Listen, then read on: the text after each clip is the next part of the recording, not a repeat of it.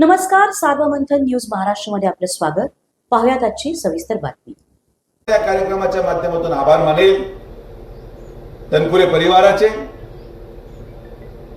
प्राजक्त तनपुरेंचे, की एक वैचारिक वारसा जो या तालुक्याला लागलेला आहे,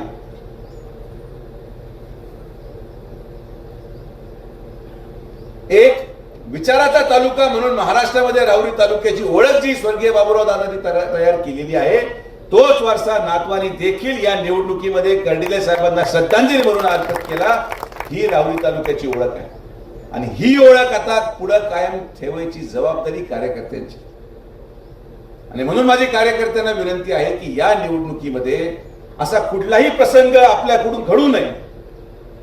जर तनपुरेंच्या घराणी, प्राजक्तनी किंवा त्या परिवाराने आज मनाचा मोठेपणा दाखवला असेल, तर आपण देखील भारतीय जनता पार्टीचे कार्यकर्ते म्हणून, स्वर्गीय कर्डिले साहेबांचे कार्यकर्ते म्हणून आपलं मन त्यांच्यापेक्षा मोठं आहे हे दाखवण्यासाठी आपल्याला देखील त्यांच्या कुठल्याही कार्यकर्त्याची अवहेलना होऊ नये ही जबाबदारी आपल्याला शेवटपर्यंत पार पाडायची आहे. इथं कोणी पळून गेलेलं नाही, लक्षात घ्या. जे काही लोक दुर्दैवाने पाटील साहेब स्पर्धा निर्माण करतात गाव पातळीवर, आणि वाईट सवय काही लोकांना गावामध्ये, याला खास म्हणतो आपण.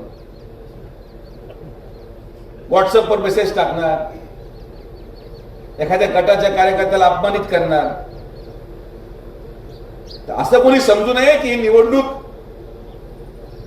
कोणीतरी एका कारणामुळे मागे ठेवून. राजकारणामध्ये सगळ्या गोष्टी बरोबर घेऊन राहुरी पुढचे 50 वर्ष विकसित व्हावी, राहुरीमध्ये कुठेतरी कायम विकास राहिला पाहिजे, कुठेतरी संघर्ष थांबला पाहिजे, या भूमिकेतून माननीय मुख्यमंत्र्यांनी पुढाकार घेतला. माननीय पालकमंत्र्यांनी त्याला दुजोरा दिला.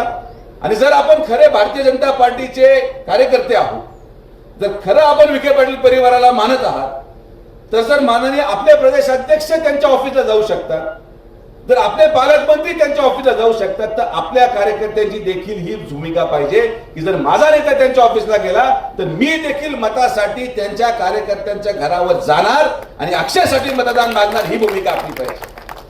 आणि आता ते समजून घ्या. अजून 6 महिन्याच्या प्रवासामध्ये तुम्हाला देखील या तालुक्यामध्ये कमळ सोडून दुसरं चिन्ह मारायला संधीच राहणार नाही. इकडे गेले तरी कमळ, तिकडे गेले तरी कमळ, आणि कमळच कमळ. या भूमिकेतून आदरणीय प्रधानमंत्री नरेंद्र मोदींचा हात बळकट करण्यासाठी एक महायुतीचं सरकार, आणि ही जबाबदारी खरं तर आम्ही नाममावने दिली होती. पण नाममाव म्हणले थांबा जरा, पाटील साहेबांची चर्चा झाल्याशिवाय मी काही निर्णय घेऊ शकत नाही. आपल्याला कुठली तडजोड ही आपल्या कार्यकर्त्यांची नाही.